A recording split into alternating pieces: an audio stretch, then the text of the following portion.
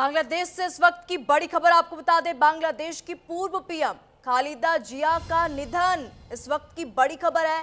खालिदा जिया का निधन हो गया है। खालिदा जिया ने 80 साल की उम्र में अंतिम सांस ली है। लंबे समय से बीमार चल रही थी खालिदा जिया। खालिदा जिया ने 80 साल की उम्र में अंतिम सांस ली। इस वक्त की बड़ी खबर बांग्लादेश से आपको बता दें। लंबे समय से बीमार चल रही थी खालिदा जिया और 80 साल की उम्र में अंतिम सांस ली। बांग्लादेश की पूर्व प्रधानमंत्री खालिदा जिया का निधन। बांग्लादेश से इस वक्त की बड़ी खबर। बांग्लादेश की पूर्व प्रधानमंत्री खालिदा जिया अब इस दुनिया में नहीं रही। 80 साल की उम्र में उन्होंने अंतिम सांस ली है और काफी लंबे समय से बीमार चल रही थी खालिदा जिया।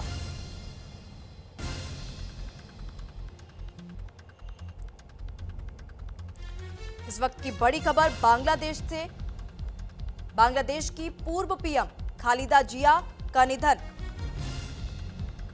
80 साल की उम्र में उन्होंने अंतिम सांस ली।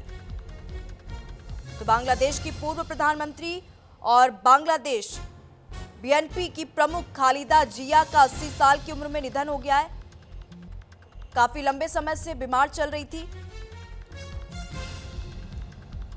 खालिदा जिया। पिछले कई साल से सीने में इन्फेक्शन, लीवर, किडनी, डायबिटीज, गठिया और आंखों की परेशानी से जूझ रही थी और उनके परिवार और पार्टी के नेताओं ने निधन की पुष्टि की है।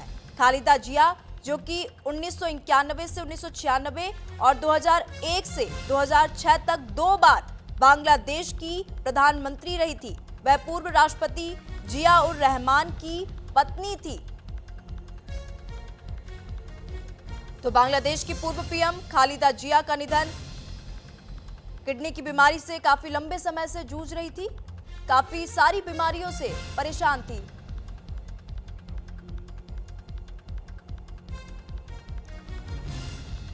तमाम जानकारी के साथ विदेश मामलों के जानकार संजीव श्रीवास्तव फोन लाइन पर जुड़ चुके हैं। संजीव जी, यहाँ पे बड़ी खबर बांग्लादेश से आ रही है।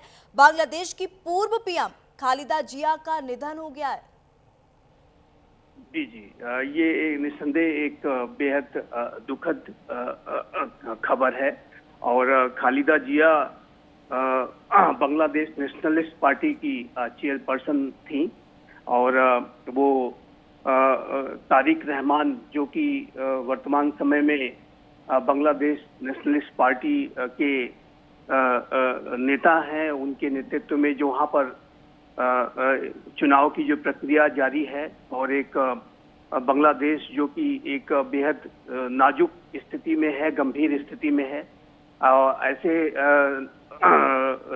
क्षण में खालिदा जिया जी का जो निधन वो काफी दुखद है। और ये निस्संदेह ये बांग्लादेश नेशनलिस्ट पार्टी के और पूरे बांग्लादेश के लोगों के लिए एक बड़ा दुख का क्षण है।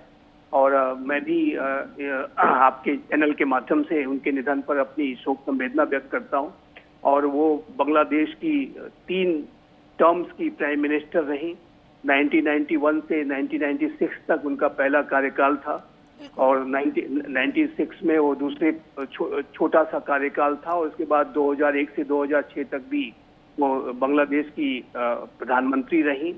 और उन्होंने पहली जो भारत की यात्रा 1992 में की थी जब वो प्रधानमंत्री बनी थी।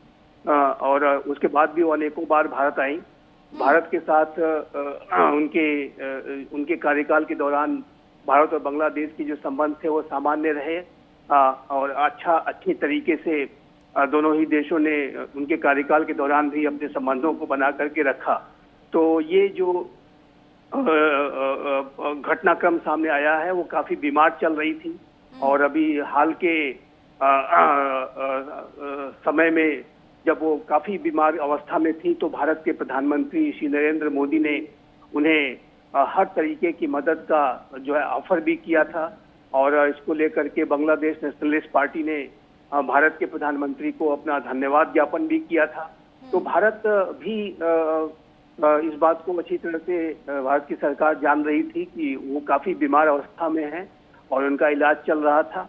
लेकिन अब आज उनका जब निधन हो गया है तो ये निस्संदेह एक बेहद दुखद घटनाक्रम है। और जाहिर है कि पूरे बांग्लादेश के सभी जो लोग हैं, जो वहाँ के निवासी हैं, उन सभी के लिए एक दुख का क्षण है और भारत की पूरी संवेदना उनके साथ है।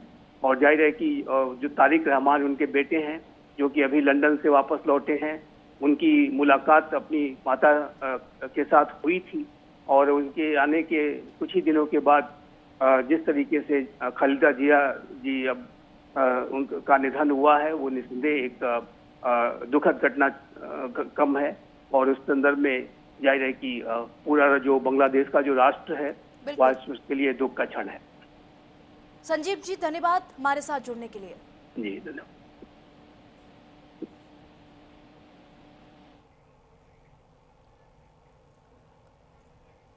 इसी के साथ वक्त हो चला है छोटे से ब्रेक का, कहीं मत जाइएगा, चल लौटेंगे।